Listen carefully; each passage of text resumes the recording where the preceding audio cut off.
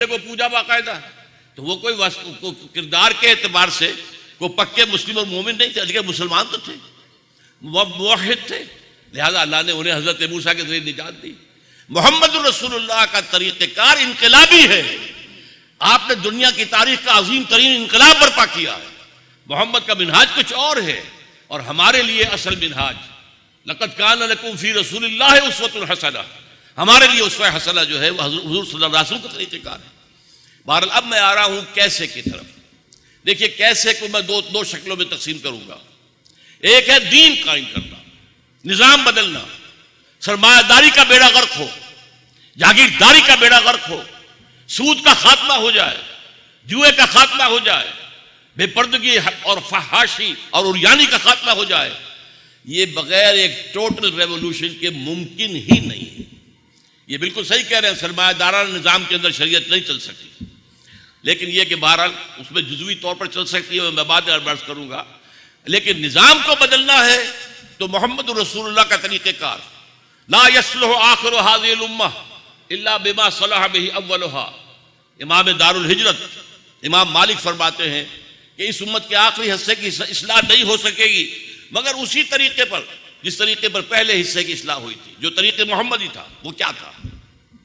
6 نکات ہیں۔ پہلے حضور نے دلوں میں ایمان پیدا کیا، یقین والا ایمان۔ میرا اور آپ کا ایمان نہیں، میرا اور آپ کا ایمان اقرار باللسان تک ہے، الا ماشاءاللہ، دلوں میں کہاں ہے؟ ہماری عظیم اکثریت کا حال تو یہ ہے، قالت الاعراب آمنا قل لم تؤمنوا ولکن قولوا اسلمنا ولما يدخل الايمان في قلوبكم۔ ہمیں تو وراثتاً اسلام مل گیا ہے، لیکن ایمان کسی اور شے کا نام ہے۔ یقین پیدا کرے ناداں، یقین سے ہاتھ آتی ہے وہ درویشی کے جس کے سامنے جھکتی ہے فغفوری۔ وہ یقین والا ایمان پہلے پیدا کرو۔ نمبر 2، اس وقت اس یقین والے ایمان کی علامت کیا تھی؟ کافروں کی طرف سے جو پرسیکیوشن ہو رہی ہے برداشت کرنا، جھیلنا، کھڑے رہنا۔ آج کیا ہے؟ شریعت پر عمل کرنا۔ اس وقت شریعت تھی نہیں، ابھی مکے دور میں شریعت کہاں تھی؟ نماز بھی کہیں 11ویں سال میں جا کر، آپ کو معلوم ہے معراج کے وقت جو ہے وہ 5 وقت نماز کا نظام ملا ہے۔ کوئی نہ شراب حرام نہ جوا حرام، کوئی بھی چیز حرام نہیں تھی۔ شریعت آئی ہے، لیکن اب شریعت ہے، لہذا ایمان کا ثبوت کیا ہے کہ شریعت کے جتنے حصے پر عمل کیا جانا ممکن ہو لازماً کرے۔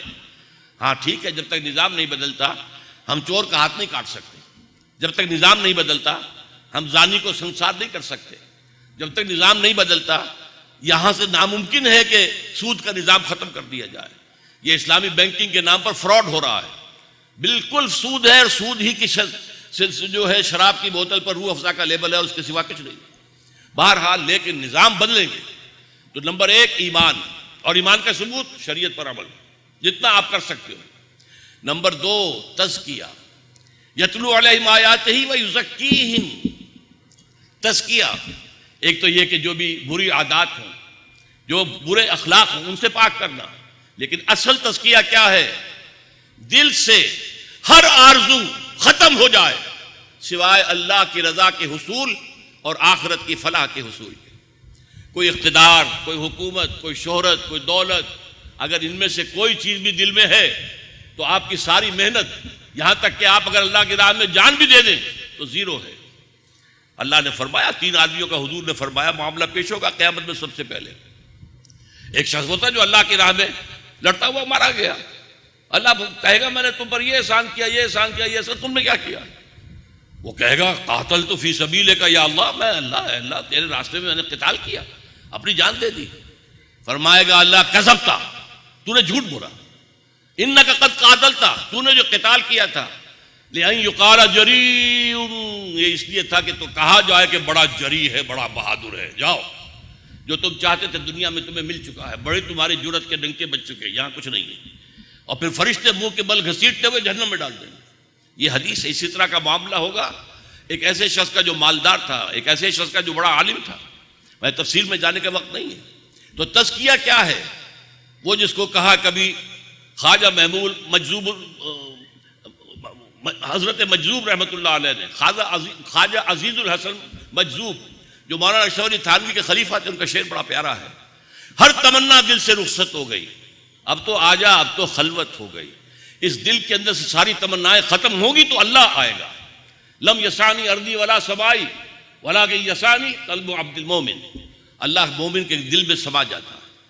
اس کے بعد یہ کہ انہیں منظم کیا جائے, انہیں جمع کیا جائے, اور اس کا مصنون طریقہ بیعت ہے. یہ نہیں جو آج انگریز کے آنے کے بعد سے ہمارے طریقے بن گئے ہیں.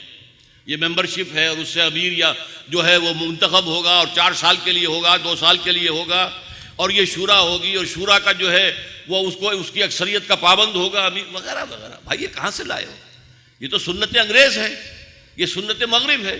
وہاں تو جہاں دیکھو بیعت تھی, چاہے وہ بیعت جو ہے بیعت رضوان ہو رہی ہے, چاہے وہ شعر پڑھ لیجئے جو کہ صحابہ کرام آواز میں آواز ملا کر پڑھ رہے تھے غزوہ خندق میں جب کھود رہے تھے خندق اس وقت. نحن الذین بایعوا محمدا علی الجہاد ما بقینا ابدا. یہ بیعت جہاد کے لیے سمع و طاعت کی. بایعنا رسول اللہ صلی اللہ علیہ وسلم علی السمع والطاعت فی العسر والیسر والمنشط والمکرہ الی آخر الحدیث. یہ مفصل دستور جو ہے حزب اللہ کا دستور اس ایک حدیث میں موجود ہے. اب یہی کام کرتے رہو, اپنا بیس بڑھاتے رہو. جب طاقت کافی ہو جائے تو باطل سے ٹکرا جاؤ. یہ ٹکرا جانا تصادم یہ انقلاب کے لیے لازم ہے. اور مجھے آپ کی اس بات سے اتفاق نہیں ہے کہ یہ دفاعی جنگیں تھیں. حضور نے انیشیٹ کیا ہے. ہجرت کے بعد ابھی قریش کی طرف سے کوئی اقدام نہیں ہوا تھا, لیکن حضور نے 6 مہینے کے بعد ہی چھوٹے چھوٹے دستے بھیجنے شروع کر دیے تھے. یہ جو 8 سرایا ہے اور ان میں 4 جو ہے غزوات ہیں, 4 سرایا ہے. یہ کس لیے تھے؟ اکنامک بلاکیڈ آف مکہ. آپ نے جا کر چاہا ہے کہ ان کے کاروان روٹ جو ہیں ان کو مخدوش کر دیا جائے, اور یہ آپ نے کیا, پہلے کیا ہے. یہ تو آپ کا کام تھا اللہ کے دین کو غالب کرنا. آپ مدینے جا کر وہاں کی ٹھنڈی چھاؤں میں بیٹھنے کے لیے, آرام کرنے کے لیے تو نہیں گئے تھے. وہ تو ایک آلٹرنیٹ بیس درکار تھا. اللہ تعالیٰ نے وہ عطا کر دیا تو وہاں سے آفینسو لیا ہے محمد نے صلی اللہ علیہ وسلم. اس بات کو جو ہے ہمارے انگریز کے دور میں ہمارے سیرت نگاروں نے اس حقیقت کو چھپایا ہے. علامہ شبلی صاحب نے ان 8 غزوات و سرایا کا تذکرہ نہیں کیا. اب جو کتاب آئی ہے الرحیق المختوم, اس کی پوری تفصیل موجود ہے. یہ تو صرف 6 مہینے تھا معاملہ, جس میں 3 کام حضور نے کیے. ایک مسجد نبوی کی تعمیر, ایک یہودیوں کو معاہدوں میں جکڑ لینا کہ اگر مدینے پہ کوئی حملہ آور ہوا تو ہم مل کر اس کا مقابلہ کریں گے, اور ایک مہاجرین اور انصار کے درمیان مواقعات. 3 کام 6 مہینے, 7ویں مہینے سے آپ نے شروع کر دیا کام. بہرحال یہ ہے انقلاب کا طریقہ محمد کا. ایمان, حقیقی ایمان, قلبی ایمان, یقین والا ایمان بذریعہ قرآن. پھر تزکیہ, دل سے نکال دینا ہر آرزو کو سوائے اللہ کی رضا کی طلب اور آخرت کی فلاح کی طلب. پھر جمع کرنا بیعت کے ذریعے سے منظم. اور پھر یہ ہے کہ اس کے بعد جب تک اللہ تعالیٰ طاقت کافی نہ دے, بالکل ٹھیک فرمایا مفتی صاحب نے, یہ نہیں ہے کہ 200-400 آدمی کھڑے ہو جائیں اور جو ہے وہ وقتاً فوقتاً. یہ لال مسجد کا معاملہ اسی اعتبار سے ہے. کہاں تھی جماعت, کہاں جماعت بنی تھی, کہاں ملک گیر کوئی جماعت بنی تھی, کہاں کوئی تزکیہ ہوا تھا. یہ کیا ہے؟ ایک مسجد میں آ کر قبضہ کر کے بیٹھ جانا, اس سے کیا ہوا؟ کچھ بھی نہیں. اس کا کتنا بڑا نقصان ہوا پوری دنیا کے اندر اسلام کو.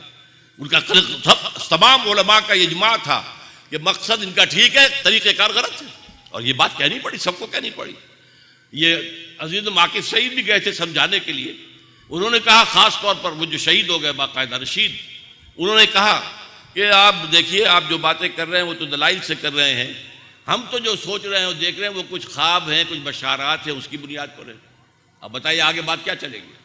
جو بشارتوں پر اور خوابوں کے اوپر سارے کھڑے ہو جائیں, اور یہ کہ کوئی دلیل کی بات نہ کرنے کو تیار ہو نہ سننے کو تیار ہو, اس سے کچھ حاصل نہیں ہوتا. تو یہ ہے اصل میں. اقبال نے 2 شعروں کے اندر, میں حیران ہوتا ہوں, آپ پسند کریں گے, اس پورے فلسفے کو بیان کر دیا. اقبال کہتا ہے, گفتن جہان ماں آیا بے تمہیں سعادت. اللہ نے مجھ سے کہا, اقبال میں نے تمہیں جس دنیا میں بھیجا ہے وہ تمہیں پسند آئی ہے؟